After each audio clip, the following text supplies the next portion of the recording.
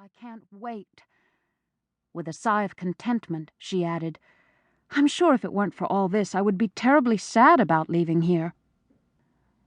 "Ave atque vale," Norma said. Amanda asked, "What's that?" "Hail and farewell. It's Latin." Why on earth anybody should want to fill her head with that dead stuff and spend the rest of her life teaching it to people who'll never use it except to teach it to more people who'll never use it, I don't know. "Surely not the rest of her life," Cecile protested. "Why not? I happen to enjoy it," Norma said. "Anyway, I'm the family oddball. Always was." Norma was plain, short of stature, and too broad of face. Yet because that face, with its keen, roving eyes, was so extraordinarily alert and intelligent, many a person, seeing her for the first time, had felt a kind of shock. "You are not an oddball," Amanda said firmly. "Oh, yes. Even my brother, who really loves me, really, really does. Even he says I am, because I'd rather read than eat. Anyhow, enough of me. Have you decided, Amanda? Are you staying up here or going back south for good?" "I don't know. I can't seem to make up my mind. One thing makes me mad, though. Nobody ever told me that a B.A. means almost nothing anymore. Not my kind of B.A., anyway. If I knew something definite, the way you know Latin, for instance, I could walk right into a teaching job, at least at a private school like yours where you don't absolutely have to have a degree in education. As it is, without graduate school, I don't see what there is for me." Amanda sighed. "So I might as well flip a coin, spend the summer scorching here in the Missouri drought, or else cross the Mississippi and sweat in the soggy heat at home, while I look for some kind of a job, oh God knows what." Cecile reminded her, "No matter what you decide, you have to come back up here for my wedding. You've got to be a bridesmaid.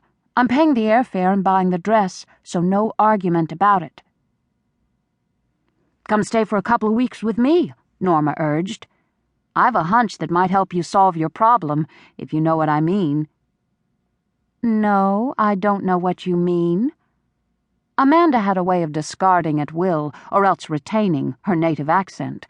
Now, widening her eyes with puzzled innocence, she recrossed the Mississippi. "What do y'all mean?" Norma laughed. "You know perfectly well what. My brother Larry is more than a little crazy about you. He thinks you're absolutely beautiful." "Well, so she is," Cecile said stoutly. "Your brother Larry doesn't know a thing about me.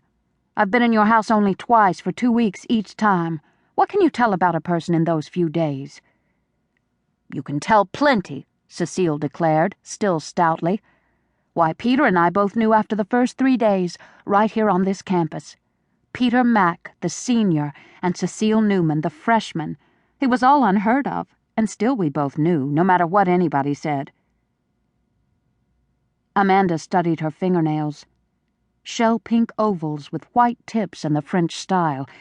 They were beautifully cared for by herself. She was thinking of Larry's latest letter that had come yesterday. By now, if she had saved all the letters, she would have more than a dozen of them, but she had not saved them. Thoughtful and quite correct, they were also far too frank and effusive. To be admired is one thing, but this was so sudden as to be absurd. And yet, here was Cecile with her tale of 3 days. Obviously, Amanda was thinking, Cecile saw, so she changed the subject. "Weren't we going to have somebody take our picture downstairs in front of the house before we leave?" she asked. Norma said quickly, "Yes, but not today, and not a full-length picture. I need to press a long skirt first." Automatically, the two friends glanced at, and as quickly away from, Norma's legs. Shapeless and thick, the ankles measured the same as the knees. Held together, they were almost as wide as somebody's small waist. These legs were the bane of Norma's existence, bane being poison. In a way, they had poisoned her life, or she had allowed them to do so. In elementary school, the boys called me piano legs until Larry, my brother, was old enough to beat them up for doing it.